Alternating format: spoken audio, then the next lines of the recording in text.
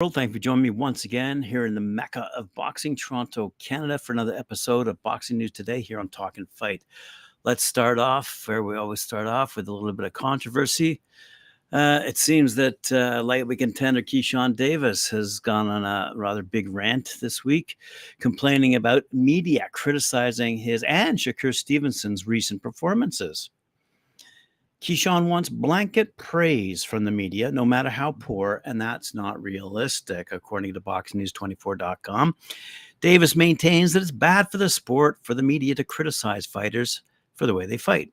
He wants praise, even after poor performances like this recent one against Nahir Albright last November. Davis goes on to say that fans will stop watching the sport if the media keeps criticizing the fighters for boring and fighting badly. Actually, the fans will stop watching if fighters are putting them to sleep, like Keyshawn did against Albright and Shakur did in most of his 21 fights as a pro. I have this to say.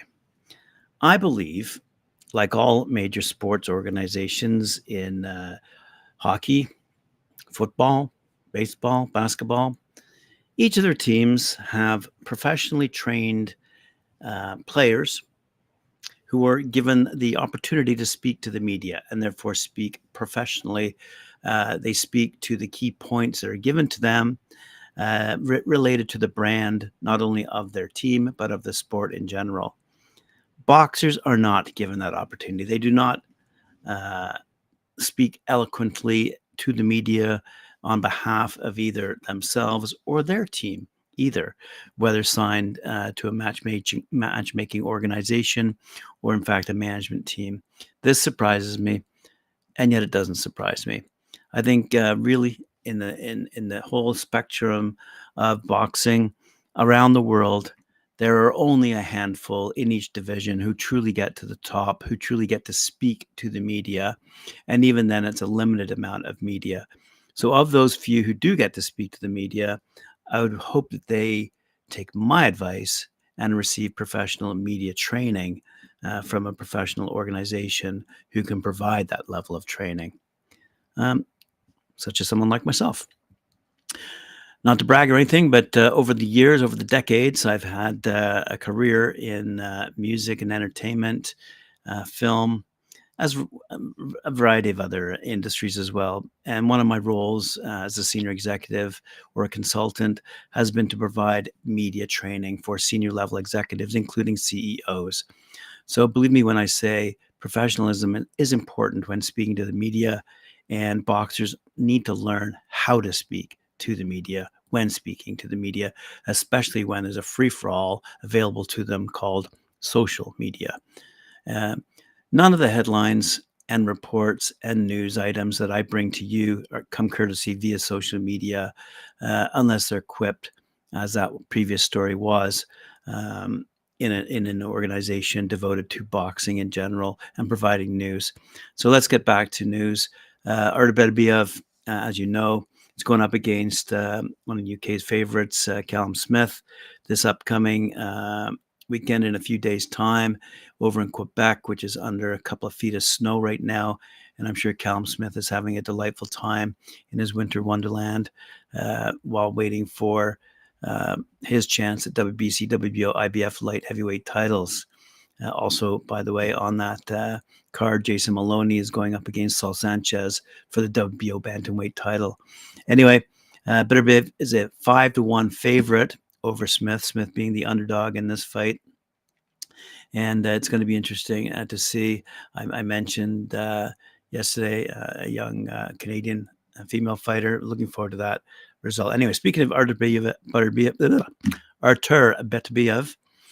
he has something to say about the upcoming Oleksandr Usyk fight against Tyson Fury.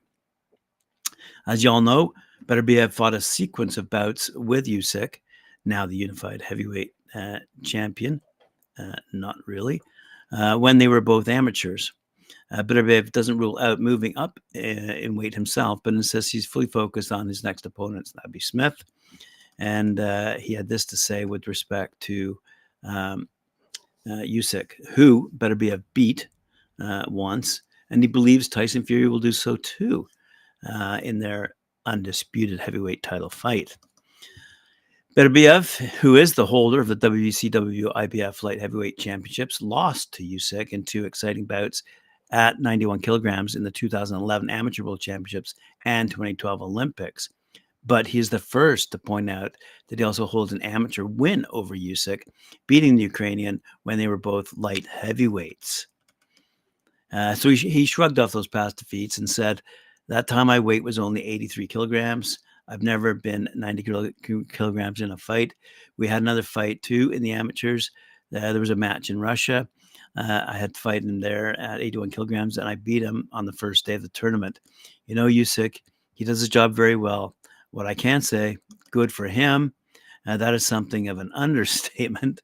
Usyk has excelled as a professional, beating Anthony Joshua to win the WBO, IBF, and WBA heavyweight titles. And his February fight with WBC titles Fury gives him a chance to become a two-weight undisputed champion. But his amateur rival, Beterbiev, thinks Fury will be victorious in that fight next month. I said, when they fight Oleksandr Usyk with Joshua, I said, I think Joshua is going to win. I'm more for Joshua because he's real heavyweight. He's not a cruiserweight. There's a big difference. I say, who's preparing well to win? Now, too, I think Tyson Fury is going to win. But who's preparing well? He's going to win. Beterbiev, as you know, has been dominant as a professional fighter, undefeated. And this weekend will defend those titles against Liverpool's Callum Smith. I believe that's on Sky Sports. And if he does win with his devastating power punch over Smith, he could consider move up to was it light heavyweight or heavyweight, or stay at 175 and target an undisputed fight with Dmitry Bivol, which, as a boxing fan, I would like to see. It's interesting. Let's talk about it after. He said, I don't know who is out there next, but I'm focused now on my next opponent, Callum Smith.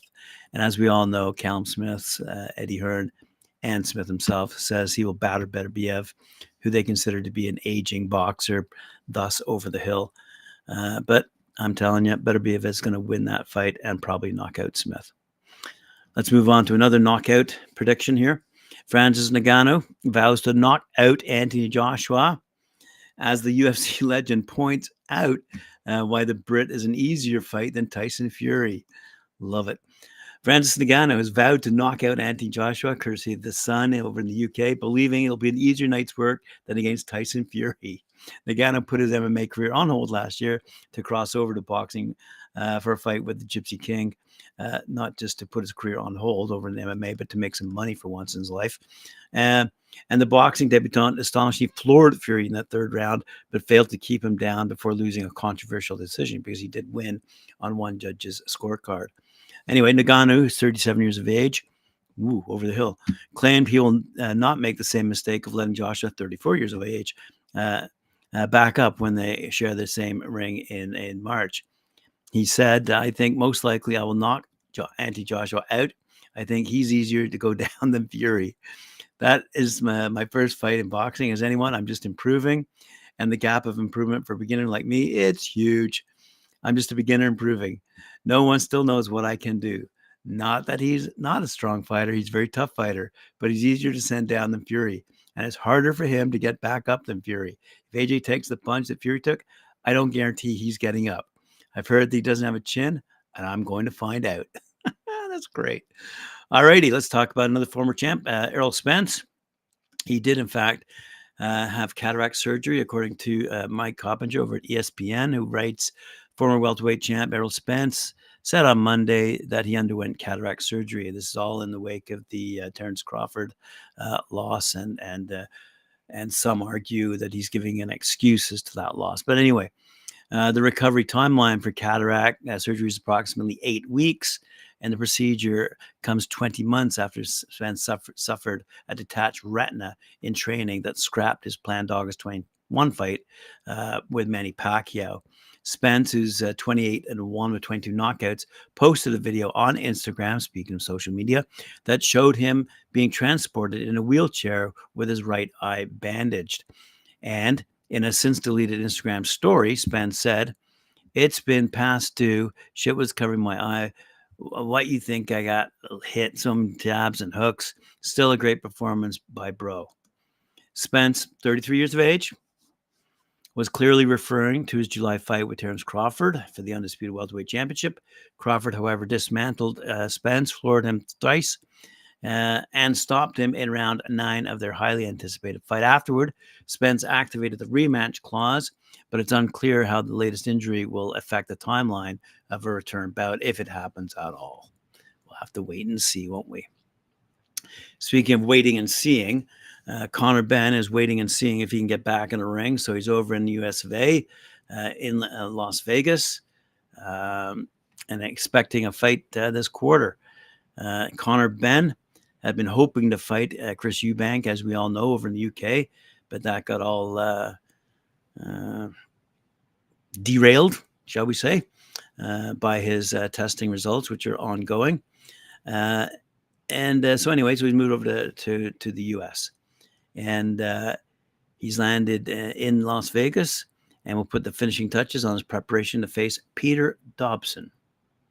Got that name? Peter Dobson at the Cosmopolitan on February 3rd.